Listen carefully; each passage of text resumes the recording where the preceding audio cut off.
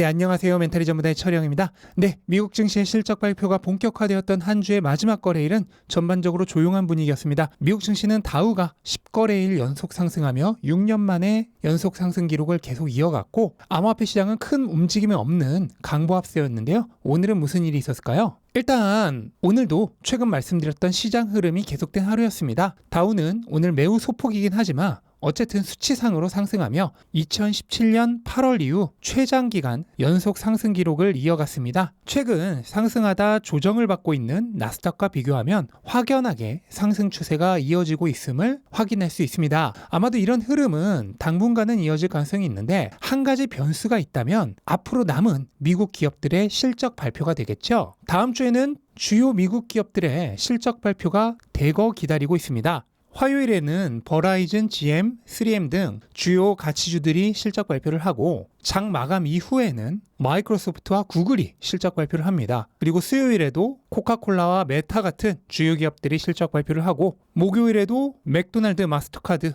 그리고 금요일에는 주요 석유 기업인 엑손모빌과 쉐브론, 그리고 가치주의 대명사 중 하나인 프록터앤갬블이 실적 발표를 합니다. 애플과 아마존은 그 다음 주이긴 하지만 그래도 최근 가장 큰 관심을 받고 있는 AI 관련주의 대장급이라고 할 수 있는 마이크로소프트와 구글이 같은 날 실적 발표를 한다는 것도 굉장히 재미있는 상황입니다. 현재 실적 기대감만으로 보자면 마이크로소프트는 전년 동기보다는 약간 성장했을 것으로 보지만 바로 직전 분기보다는 EPS가 감소했을 것으로 보고 있어 기대감이 그렇게 크게 높지는 않습니다. 반면 구글은 전년 동기는 물론이거니와 지난 분기보다도 훨씬 높은 EPS를 기록할 것으로 기대하고 있습니다. 그런데 이 두 기업의 실적 발표는 사실 이번 분기의 실적이 중요한 것이 아니죠. 이 두 기업은 현재 AI 기술의 최선봉 기업으로 각광을 받고 있습니다. 특히 그 중에서도 생성형 AI를 활용한 웹서핑이나 업무 보조에 대한 기술 개발이 투자자들의 가장 큰 관심사입니다. 따라서 이전 실적 보고 때와 마찬가지로 아직은 베타 단계인 빙과 바드의 현재 개발 진척 단계와 향후 비즈니스 모델에 대한 제시가 이 두 기업의 실적 발표 이후에 주가 흐름을 좌우할 것으로 생각이 됩니다. 마이크로소프트는 AI 붐과 함께 주가가 전고점을 넘어서 사상 최고치를 경신했다가 최근 기술주 조정 흐름과 함께 상당한 조정을 받고 있습니다. 반면 구글은 주가가 고점 대비 거의 반토막이 난 이후 다시 하락 추세는 뚫었지만 전고점 대비해서는 여전히 20% 이상 낮은 상황이고, 마이크로소프트만큼 주가가 오르지는 못했기 때문에 조정폭도 적은 상황입니다. 아무래도 현재 시장에서 판정승을 받고 있는 것은 오픈 AI의 챗 GPT의 지원을 받는 마이크로소프트입니다. 이 평가가 실적 발표 이후에는 어떻게 뒤바뀌게 될지 기대가 모아지는 장면이죠. 다음 주는 보시다시피 주요 기술 기업들 뿐만 아니라 가치주 섹터에서 꽤 비중 있는 기업들도 상당수 실적 발표를 하기 때문에 이들 기업들의 실적 만족도 여하에 따라 현재의 가치주 강세, 기술주 약세 분위기가 완전히 뒤바뀔 수 있고, 반대로 더 지속될 수도 있겠죠. 현재까지 실적 발표를 한 S&P 500 기업은 대략 20% 정도인데요. 아직까지는 성적이 크게 나쁘지 않습니다. 현재까지 실적 발표를 한 기업 기준으로 해서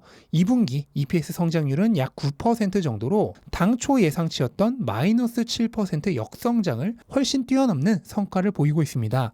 1분기에도 마이너스 5%를 예상했다가 반대로 플러스 5% 성장을 했었는데, 이번 분기는 마이너스 7% 역성장을 예상했다가 반대로 9% 성장이기 때문에 1분기보다도 예측 대비 실적이 더 좋은 것입니다. 그리고 이렇게 기업들이 좋은 실적을 내고 있는 부분이 예상치 못한 사이드 이펙트를 내고 있는데요. 바로 달러 가치의 재상승입니다. 원래 시장은 경기가 점점 침체를 향해 가고 있고, 그래서 이번 분기 실적이 매우 안 좋을 것이라고 생각을 했었습니다. 그런데 막상 뚜껑을 열어보니 실적들이 다 좋습니다. 그 중에서도 특히 크게 영향을 미친 것이 은행주들의 호실적이죠. 은행주들이 연초 파산 사태 등을 맞으며 경영 상태가 부실해졌을 것으로 걱정을 했었는데, 실제로는 파산 위험이 거의 없는 것으로 드러났습니다. 그러자 경기 침체 위험이 낮아지게 된 것입니다. 실제로 연초 35%까지 경기 침체 위험을 높게 잡았던 골드만삭스도 향후 1년 내 경기 침체 위험을 20%까지 낮췄습니다. 이렇게 경기 위험이 낮아지자 이제 반대로 금리 전망이 상승을 한 거죠. 이게 100 이하로 떨어졌던 달러 인덱스를 다시 100 위로 끌어올렸습니다. 그리고 경기 민감주가 많은 가치주 섹터가 선방하는 것도 바로 이러한 이유 때문입니다. 그리고 그 반사작용으로 그동안 많이 올랐던 기술주 섹터는 매수세가 빠지면서 조정을 받고 있는 것이고요. 또한 이러한 사이드 이펙트는 상품 시장도 괴롭히고 있습니다.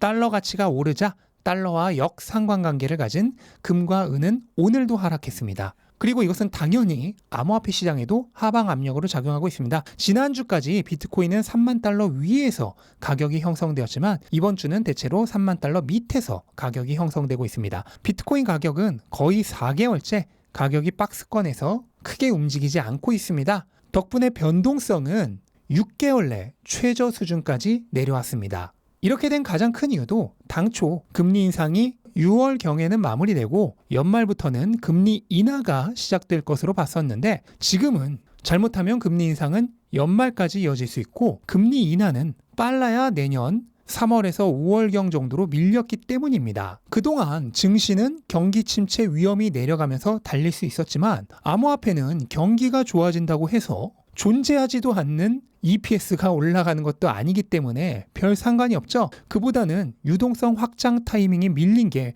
훨씬 뼈아픈 것입니다. 암호화폐의 경우 일단 7월 FOMC에서 연준이 어떤 스탠스를 취하느냐에 따라 단기적인 가격 방향이 결정될 것 같습니다. 암호화폐가 다시 상승하기 위해서는 금리 인상의 종료 전망이 보여야 합니다. 그 시점이 이번 FOMC라면 다시 상승을 시작할 수 있지만 그렇지 않다면 조금 더 횡보가 길어질 가능성도 있겠습니다. 그런데 지금처럼 횡보가 계속되는 기간이 오히려 진입하기에는 최적의 타이밍입니다. 사람들은 가격이 치솟을 때 관심을 보이고 진입하려고 하지만 그렇게 진입하면 이후 극심한 가격 변동에 고생하기 쉽습니다. 지금처럼 변동이 거의 없을 때 진입해야 오히려 마음 편하게 진입이 가능하고 또 상대적으로 가격이 별로 오르지 않고 있던 시기에 진입했기 때문에 이후 높은 수익률을 기대할 수가 있는 것이죠. 특히 비트코인처럼 멀지 않은 금미래에 엄청난 상승 기회가 기다리고 있는 자산은 이렇게 기회를 주는 시기가 그렇게 길지 않을 수 있습니다. 지금도 거의 4달간 횡보를 했다는 것은 이제 반대로 슬슬 움직일 때가 다가오고 있다는 얘기도 됩니다.